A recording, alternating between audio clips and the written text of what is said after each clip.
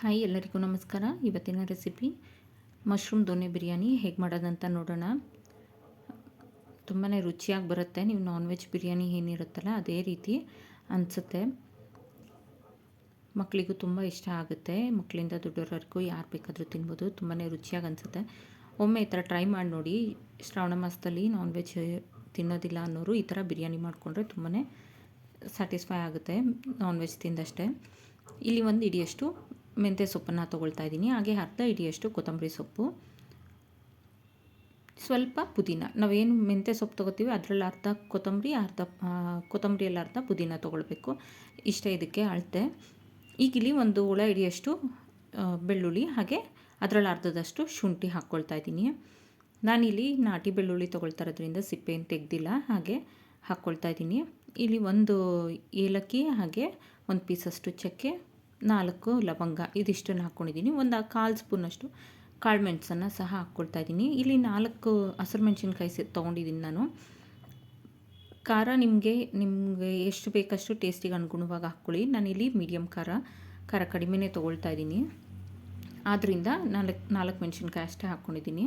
ಅದಷ್ಟನ್ನು ನುಣ್ಣಕ್ಕೆ paste ಮಾಡ್ಕೋಬೇಕು. ಅಷ್ಟರಲ್ಲಿ ಇಲ್ಲಿ ಒಂದು ಕುಕ್ಕರ್ಗೆ ಎಣ್ಣೆ ಮತ್ತು ತುಪ್ಪ ಎರಡನ್ನು ಸೇರಿಸಿ ಬಿಸಿ ಮಾಡೋಕ್ಕೆ ಇಟ್ಕೊಂಡು ಇದಕ್ಕೊಂದು ಈರುಳ್ಳಿನ ಉದ್ದಕ್ಕೆ ಹಚ್ಚಿಟ್ಕೊಂಡಿದ್ದೀನಿ. ಅದನ್ನು ಹಾಕ್ಕೊಳ್ತಾ ಇದ್ದೀನಿ. ಒಂದು ಸಣ್ಣ ಈರುಳ್ಳಿ ಆದರೆ ಸಾಕಾಗುತ್ತೆ. ಈ ಥರ ಚೆನ್ನಾಗಿ ಫ್ರೈ ಮಾಡಿಕೊಡ್ಬೇಕಾಗುತ್ತೆ. ಈ ದೊನ್ನೆ ಬಿರಿಯಾನಿ ಅಂದ್ರೆ ನಮ್ಮ ಕರ್ನಾಟಕ ಸ್ಟೈಲ್ ಬಿರಿಯಾನಿ. ಇದು ತುಂಬಾ ರುಚಿಯಾಗಿರುತ್ತೆ, ಫ್ಲೇವರ್ಫುಲ್ ಆಗಿರುತ್ತೆ. ನೋಡಿ, ಈ ಥರ ಮಸಾಲೆ ಎಲ್ಲ ರುಬ್ಬಿ ಇಟ್ಕೊಂಡಿದ್ದೀನಿ ನಾನು. ಇದ್ರ ಜೊತೆಗೆ ನಮಗೆ ನಂಚ್ಕೊಳ್ಳೋದಕ್ಕೆ ಅಂತ ಮೊಸರು ಬಜ್ಜಿ ಆಗಲಿ ಯಾವುದೇ ಅವಶ್ಯಕತೆ ಇರೋದಿಲ್ಲ. ಬೇಕು ಅಂದರೆ ಮೊಸರು ಬಜ್ಜಿ ಮಾಡ್ಕೊಳ್ಬೋದು, ಹಾಗೆ ಸಹ ತಿನ್ಬೋದು. ತುಂಬಾ ರುಚಿಯಾಗಿ ಅನಿಸುತ್ತೆ. ಇಲ್ಲಿ ನಾನು ಮಶ್ರೂಮ್ನೆಲ್ಲ ಕ್ಲೀನ್ ಮಾಡಿ ಇಟ್ಕೊಂಡಿದ್ದೀನಿ. ಕ್ಲೀನ್ ಮಾಡಿ ಅರ್ಧ ಭಾಗವಾಗಿ ಕಟ್ ಮಾಡಿ ಇಟ್ಕೊಂಡಿದ್ದೀನಿ. ಅದನ್ನು ಕುಕ್ಕರ್ಗೆ ಸೇರಿಸ್ಕೊಂಡಿದ್ದೀನಿ.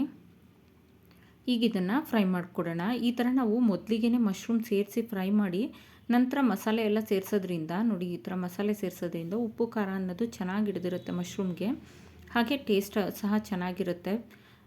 ಮಧ್ಯೆ ಮಧ್ಯೆ ತಿನ್ನಬೇಕಂದ್ರೆ ಮಶ್ರೂಮ್ ಸಿಕ್ಕಿದಾಗ ಟೇಸ್ಟ್ ಸಪ್ಪೆ ಅನಿಸೋದಿಲ್ಲ, ಉಪ್ಪು ಖಾರ ಎಲ್ಲ ಹಿಡ್ದಿರುತ್ತೆ. ಈ ಮಸಾಲೆಯಲ್ಲೇ ಮಶ್ರೂಮ್ ಚೆನ್ನಾಗಿ ಬೇಯಬೇಕು. ನೋಡಿ, ಈ ಥರ ಚೆನ್ನಾಗಿ ಮಿಕ್ಸ್ ಮಾಡಿಕೊಡ್ಬೇಕು. ಒಂದು 1/4 ಭಾಗದಷ್ಟು ಮಶ್ರೂಮ್ ಈ ಮಸಾಲೆದಲ್ಲೇ ಬೇಯಬೇಕಾಗುತ್ತೆ.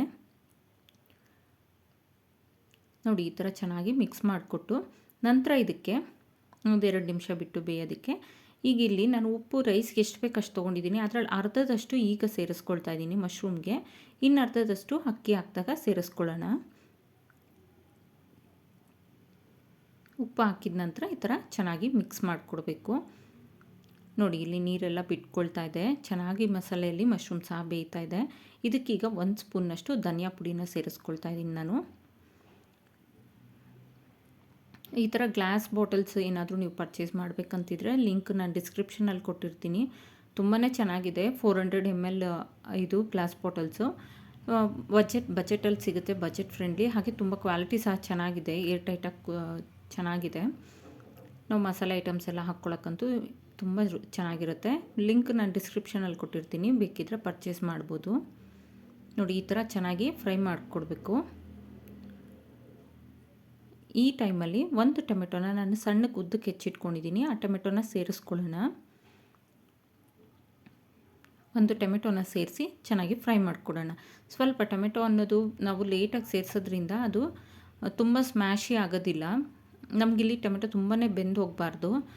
ಮುಂಚೆನೇ ಹಾಕಿದ್ರೆ ತುಂಬ ಬೆಂದುಬಿಡುತ್ತೆ. ನೀವು ಟೊಮೆಟೊನ ಈ ರೀತಿ ಹಾಕೋದು ಇಷ್ಟ ಇಲ್ಲ ಅಂದರೆ ರುಬ್ಬಿ ಸಹ ಹಾಕ್ಕೊಳ್ಬೋದು. ಈಗಿದು 1-2 ನಿಮಿಷ ಚೆನ್ನಾಗಿ ಇದರಲ್ಲಿ ಬೇಯಬೇಕಾಗುತ್ತೆ ಮಸಾಲೆ ಜೊತೆಗೆ.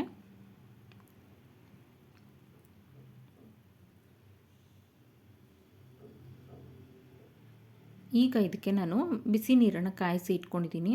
ನಾನು 1.5 ಕಪ್ನಷ್ಟು ಅಕ್ಕಿ ತೊಗೊಂಡಿದ್ದೀನಿ. ಅದಕ್ಕೆ ಇಲ್ಲಿ 3 ಕಪ್ನಷ್ಟು ನೀರನ್ನು ಕಾಯಿಸಿ ಇಟ್ಕೊಂಡಿದ್ದೀನಿ. ಆ ನೀರನ್ನು ಇದಕ್ಕೆ ಸೇರಿಸ್ಕೊಳ್ತೀನಿ. ನೋಡಿ, ಮಿಕ್ಸರ್ ಜಾರಿಗೂ ಸ್ವಲ್ಪ ನೀರನ್ನು ಸೇರಿಸಿ ಹಾಕ್ಕೊಳ್ತಾ ಇದ್ದೀನಿ.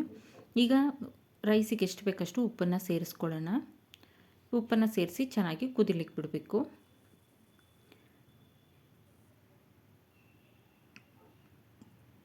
ನೋಡಿ, ಈಗ ಕುದಿ ಬರ್ತಿದೆ. ಈ ಟೈಮಲ್ಲಿ ನಾನು 1 ಸ್ಪೂನ್ನಷ್ಟು ಬಿರಿಯಾನಿ ಪೌಡರ್ನ ಸೇರಿಸ್ಕೊಳ್ತಾ ಇದ್ದೀನಿ.